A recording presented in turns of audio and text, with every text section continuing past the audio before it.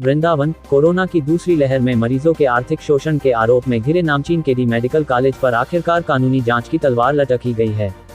नगर निगम के सहायक नगरायुक्त ने अपने पिता के इलाज में लापरवाही बरतने का गंभीर आरोप लगाते हुए प्रबंध निदेशक समेत 10 लोगों के विरुद्ध मुकदमा पंजीकृत कराया है। कोरोना की दूसरी लहर में जनपद के प्रमुख केडी मेडिकल कॉलेज पर करीब 1 दर्जन से अधिक मरीजों के परिजनों ने इलाज में लापरवाही बरतने व इलाज के नाम पर जबरन आर्थिक शोषण करने के आरोप लगाए। लोगों के भारी दबाव व सोशल मीडिया पर प्रचार के बाद जिला प्रशासन ने एक जांच कमेटी भी गठित की, लेकिन कॉलेज प्रबंधन की ऊंची रसूख के चलते जल्द ही सारे मामले रफा दफा कर क्लीन चिट दे दी गई। लेकिन नगर निगम के सहायक आयुक्त राजकुमार मित्तल लगातार कार्यवाही के लिए जुटे रहे। पुलिस ने मुकदमा दर्ज नहीं किया तो न्यायालय की शरण ली।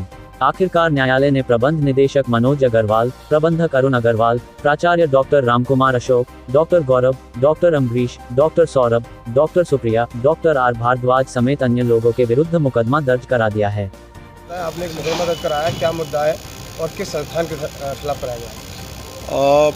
मेरे पिताजी की तबीयत कोविड से ख़राब हुई थी अप्रैल में, तो 27 तारीख को जब उनकी ऑक्सीजन का थोड़ा सा लेवल लो हुआ, 90-91 के आसपास था, तो चिंतावश, चूँकि मैं भी कोविड था और परिवार के बाकी लोग भी कोविड थे, तो चिंतावश मैंने उनको सरकारी डॉक्टरों की सलाह पे उसमें केडी हॉस्पिटल मेडिकल कॉलेज में भर्ती कराया था। और उस समय डॉक्टरों से भी बात हुई थी, वहाँ के मैनेजमेंट से भी बात हुई। उन्होंने कहा कि कोई चिंता की बात नहीं है। उनके साथ पेपर वगैरह शेयर किए थे और कहा चिंता की बात नहीं, थोड़ी ऑक्सीजन कम है, बाकी सब ठीक है, आप इनको भेज दीजिए। मेरे पिता बिल्कुल स्वस्थ थे। उनको मैंने 27 तारीख को लगभग दोपहर को 3 बजे भर्ती कराया और 3 बजे भर्ती कराने के बाद मुझे किसी ने भी, मुझसे रात 10 बजे तक किसी से ना कोई बात हुई, ना किसी ने मुझे हालचाल बताया। मैं कम से कम 20-30 बार फ़ोन किया, मैसेज किया, किसी ने मुझे कोई रेस्पॉन्स नहीं दिया।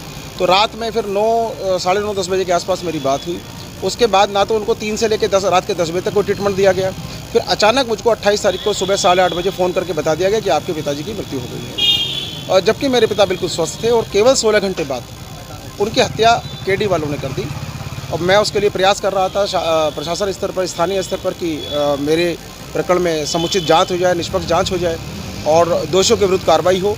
जब मुझे प्रशासनिक स्तर से कोई सहयोग प्राप्त नहीं हुआ तो मेरे द्वारा कोर्ट की शरण ली गई और मेरे द्वारा दोषियों के विरुद्ध प्राथमिकी दर्ज कराने के लिए कोर्ट का सहारा लेके कोर्ट ने 10 अगस्त को आदेश किया और थाना कोतवाली छाता ने कल उसमें 17/8 को प्राथमिकी दर्ज की। किन के खिलाफ मुकदमा दर्ज किया गया? जैसे जो क्रम रहा होगा, जैसे हॉस्पिटल में मौत हुई थी पिताजी की, किस वजह से हुई थी, क्या है? उनको, मेरे पिताजी को सिटी स्कोर की अगर हम बात करते हैं कोविड में, तो सिटी स्कोर उनका 6 था और 6 सिटी स्कोर बहुत ही नॉर्मल स्कोर होता है।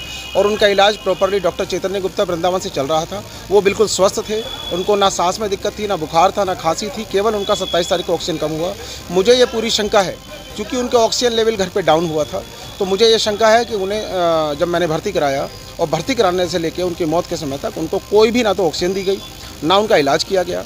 इस संबंध में मैंने केडी हॉस्पिटल से इन राइटिंग मांगा था कि मुझे ये बताया जाए कि कहाँ तो उनको रखा गया। सीसीटीवी फुटेज मैंने मांगे, डॉक्टर्स के नाम मांगे, नर्सेस के नाम मांगे। उन्होंने सब चीज़ मुझे देने से इन राइटिंग मना किया और मुझे नहीं दिया।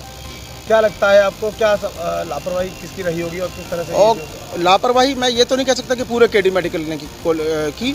जो डॉक्टर्स और जो नर्स, कंपाउंडर उनके ट्रीटमेंट में थे, जिनको उनकी सेवा के लिए लगाया जाना चाहिए था या जिनको सेवा करनी थी, उन्होंने किसी ने भी उसमें कोई मदद नहीं की। ना उनको इलाज दिया और उनको एक अकेले कमरे में डाल दिया, ना उनको ऑक्सीजन दी, ना मेडिसिन दी। आपने किन के खिलाफ मुकदमा दर्ज कराया? क्या लगता है आपको, कुछ पैसे भी लिए आपसे?